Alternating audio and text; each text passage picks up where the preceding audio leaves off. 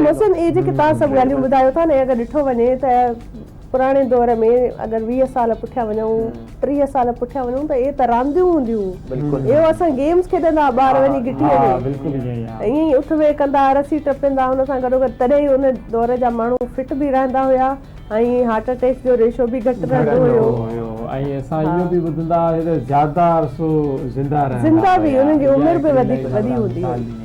अच्छा, अक्सर जॾहिं खाइजे थो त माण्हू हाणे अंडो तव्हां चयो, काफ़ी माण्हू हूंदा आहिनि उन्हनि जो हिकिड़ो ई नाश्तो हूंदो आहे ऐं सालनि खां बसि नाश्तो मतिलबु हो फ्राई अंडो, नाश्तो मतिलबु हो बॉयल अंडो, मतिलबु छा हिकिड़ी शइ रिपीटेडली इहा नुक़सानदेह न आहे सिहत जे लाइ? हिकिड़ी त ॻाल्हि इहा त माना असांजा त तक़रीबन मुंहिंजे ख़्याल 60-70% माण्हू अंडो नाश्ते में न खाईंदा आहिनि, चांहि पापा खाईंदा आहिनि। हा, इहो तो इन पापनि जे हवाले सां बि मूं ॻाल्हायो, हाणे माण्हू मुंहिंजो नालो पापो करे छॾियो। त ही अंडे वारी त माण्हुनि जी थिंकिंग में न आहे, माण्हू सम्झंदा त अंडा खाईंदासीं गर्मी थींदी, हीअंर गर्मी आहे त असांखे अंडा सफ़ा खाइण ई न खपे। अंडे सां जेकी हीट पैदा थींदी आहे न, उहो ॿिए खाधनि सां बि पैदा थींदी आहे, थर्मोजेनिक हीट शायदि हुनखे चवंदासीं, त थी सघे तो कुझु ग़लति चवंदो हुजां, पर हर खाधे सां उहा हीट पैदा थींदी आहे, उन हीट सां को नुक़सानु न आहे थींदो। हाणे ज़रूरी तव्हांजी ॻाल्हि ते अचां त डेली बेसिस ते हिकु जहिड़ो खाइण बि ज़रूरी न आहे।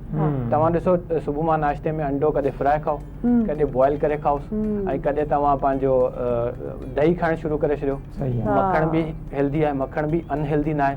जेकॾहिं तव्हांजी डेली जी पूरी रूटीन सेट आहे त सुबुह मां तव्हां मखण बि ऐड करे सघो था, लस्सी पी सघो था, इहे चीज़ूं आहिनि, ऐं ओट्स आहिनि, जव आहिनि, दलियो उहो तव्हां ऐड करे सघो था, ड्राई फ्रूट्स आहिनि, खीर आहे। अच्छा, डेली बेसिस ते नॉर्मली केतिरियूं कैलोरीज़ आहिनि जेके हेल्दी आहिनि वठण जे लाइ, ऐं केतिरो कैलोरीज़ जेके आहिनि उहे टू मच आहिनि उन्हनि खे अवॉइड करणु घुरिजे? ॾिसो, जीअं मिसाली ॻाल्हि केतिरी कैलोरीज़ वठणु, हाणे माण्हू दुनिया जो हर खाधो जेको आहे सो कैलोरी आहे। ठीकु आहे, माण्हू सम्झंदा आहिनि त सिर्फ़ु ख़राबु खाधनि में कैलोरीज़ आहिनि, कुझु माण्हू सुठनि में बि आहे। हा, सुठनि में बि खाईंदो त कैलोरीज़ ईंदी, छो जो कैलोरीज़ ईंदी आहे जीअं गाॾी जो पेट्रोल। जे तव्हां कैलोरीज़ विधियूं त गाॾी हलंदी, मीन्स पेट्रोल विधो त गाॾी हलंदी, कैलोरीज़ न विधियूं तव्हांजे इंटरनल ऑर्गन्स आहिनि, जीअं हार्ट आहे, माइंड आहे, तव्हांजा किडनीज़ आहिनि, इन्हनि खे बि कमु करण जे लाइ कैलोरीज़ खपनि एनी हाउ। तव्हां सिर्फ़ु सुता पिया हुजो पोइ तव्हां नॉर्मली केतिरी कैलोरीज़ नीडेड आहे पर डे? 2000 कैलोरीज़ मस्ट तव्हांखे वठणु for being a healthy. Almost ॾिठो वञे त 1500 मैक्सिमम हूंदियूं आहिनि तव्हांजो BMR, जंहिंमें तव्हांजी बॉडी में मेटाबॉलिक रेट या ईअं कुझु हूंदो आहे जेको माना तव्हांजी इंटरनल फंक्शन जे लाइ। बाक़ी 500 तव्हां डेली बेसिस जेको कमु कंदा, ऐं जेको माण्हू वरी वर्कआउट्स करे थो त पोइ 2500 ताईं।